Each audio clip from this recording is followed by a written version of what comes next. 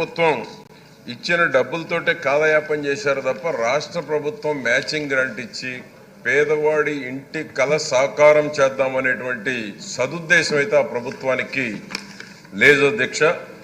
ఇంటి స్థలాల కోసం సేకరించినటువంటి భూములు ఒక కుంభకోణం అయితే అధ్యక్ష, దాన్ని ల్యాండ్ లెవెలింగ్ పేరిట కోట్లాది రూపాయలు దోచేశారు అధ్యక్ష. ల్యాండ్ లెవెలింగ్ పేరిట చేశారు, ఆ లేఅవుట్లు డెవలప్ చేశారు అధ్యక్ష. ఎక్కడ కూడా ఉండేటువంటి పరిస్థితులు కూడా లేవు అధ్యక్ష. అన్నీ కూడా తుమ్మ చెట్లు పిచ్చి చెట్లు మొలిసి అటవీ భూముల్లాగా తయారైపోయినాయి అధ్యక్ష. ఇప్పటికే దాని మీద అధ్యక్ష, దానికోసం మన ప్రభుత్వం కూటమి ప్రభుత్వం ఏర్పడిన తరువాత దాదాపు 643 కోట్ల రూపాయలు ఖర్చు చేసి అధ్యక్ష సుమారు 1,14,000 ఇళ్ళు పూర్తి చేయడం జరిగింది అధ్యక్ష. దానికి తోడు అధ్యక్ష టిడ్కో ఇళ్ళు అధ్యక్ష 95% పూర్తయినాయి అధ్యక్ష. రాష్ట్రం మొత్తం మీద 3,12,000 ఇళ్ళు. ఈ 95% పూర్తయినటువంటి టిడ్కో హౌసెస్ అధ్యక్ష 5% పనులు పూర్తి చేస్తే దాదాపు 3,12,000 కుటుంబాలు దాంట్లో ఉండేటువంటి వెసులుబాటు ఉంది అధ్యక్ష. ఆ 5% పనులు కూడా పూర్తి చేయలేదు అధ్యక్ష. ఈ 5% పనులు పూర్తి చేస్తే గత ప్రభుత్వం చంద్రబాబు నాయుడు గారికి ఎక్కడ పేరు వస్తుందో అనేటువంటి దురుద్దేశం, దుర్మార్గపు ఆలోచన గత ప్రభుత్వంలో 5% పనులు కూడా పూర్తి చేయకుండా పేదల పొట్టగొట్టారు అధ్యక్ష. అందుకనే పేదల ఉసురు తగిలింది అధ్యక్ష. ఆ గత ప్రభుత్వానికి 11 సీట్లు పడగొట్టారు అధ్యక్ష. పేదలు ఉసురే తగిలిపోయారు అధ్యక్ష. 11 సీట్లు పడిపోయారంటే పేదల ఉసురు తగిలింది. 33 లక్షల ఇళ్ల స్థలాల పేరిట పేదలను ఏ విధంగా మోసం చేశారు. 3,12,000 ఇళ్ళు 95% టిడ్కో ఇళ్ళు పూర్తి చేసి 50,000 లక్ష కట్టినటువంటి వాళ్ళు ఒక పక్క అద్దెలు కట్టుకుంటా పరిస్థితి వచ్చింది, ఒక పక్క బ్యాంక్ వడ్డీలు కట్టుకోవాల్సిన పరిస్థితి వచ్చింది అధ్యక్ష. ఈ విధంగా పేదలను మోసం చేశారు.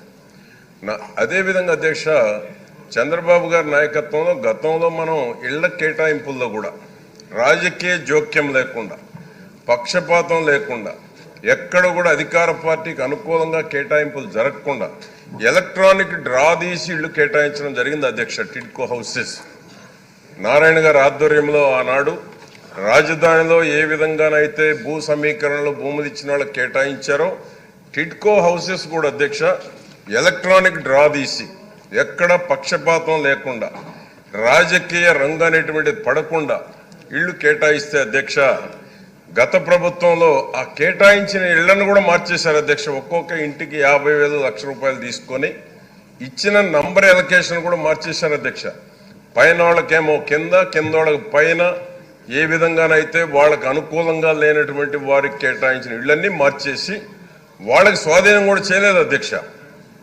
అదేవిధంగా అధ్యక్ష నేను మంత్రి గారిని మీ ద్వారా కోరేది కూడా ఈ టిడ్కో హౌసెస్లో ఏదైతే బ్యాలెన్స్ 5% కావచ్చు, దానికి కావాల్సినటువంటి హాస్పిటల్ ఫెసిలిటీ కానీ, స్కూల్ ఫెసిలిటీ కానీ, దానికి కావాల్సినటువంటి కమర్షియల్ కాంప్లెక్స్, అక్కడ ఉండేటువంటి వాళ్ళకి కావాల్సినటువంటి నిత్యావసర వస్తువులు కొనుక్కునేటువంటి దాని కాంప్లెక్స్లు కానీ, చేతి వృత్తులు చేసుకునేటువంటి వాళ్ళకి చిన్న చిన్న రూమ్స్ కానీ, ఇవన్నీ చేస్తే అధ్యక్ష టిడ్కో హౌసెస్ ఏదైతే మనం ఫుల్ఫిల్ చేయాల్సినవి ఉన్నాయో, కేటాయించినటువంటి వాళ్ళకి ఇవ్వాలనో అవన్నీ వెంటనే చేరిపోతారు అధ్యక్ష.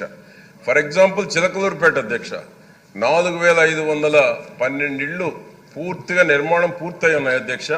నారాయణ గారు వచ్చి మున్సిపల్ శాఖ మంత్రి విజిట్ చేశారు, ప్రామిస్ చేసి వచ్చారు. అదేవిధంగా బ్యాలెన్స్ కూడా 10,800, మొత్తం 5,520 ఇళ్ళు అధ్యక్ష. ఒక ఎగ్జాంపుల్ చెప్తున్నాను. ఈ 3,12,000 ఇళ్లలో నా నియోజకవర్గానికి సంబంధించి ఒక ఎగ్జాంపుల్ మాత్రమే చెప్తున్నా. ఇవాళ అన్ని శారద గారి ఇల్లు, నారాయణ గారి ఇల్లు కాదు అంటే ఇప్పుడు శారద గారికి చెప్తున్నా. అప్పుడు నారాయణ గారే ఎలక్ట్రానిక్ డ్రా తీసి ఎవరు వేలెత్తి చూపకుండా చేశారు అధ్యక్ష ఆనాడు నారాయణ గారు. ఈనాడు ఈ 5 ఏళ్లలో అవన్నీ మార్చేశారు అధ్యక్ష. పైన వాళ్ళకి కింద ఇచ్చారు, కింద వాళ్ళకి పైన ఫ్లోర్లు మార్చేసి ఇచ్చారు. ఆ మోసాలన్నీ చేశారు. అది కాక ఇంటింటికి డబ్బులు తీసుకున్నారు అధ్యక్ష. ఇప్పుడు ఇవన్నీ కూడా కరెక్ట్ చేస్తున్నాం అధ్యక్ష. నేను కూడా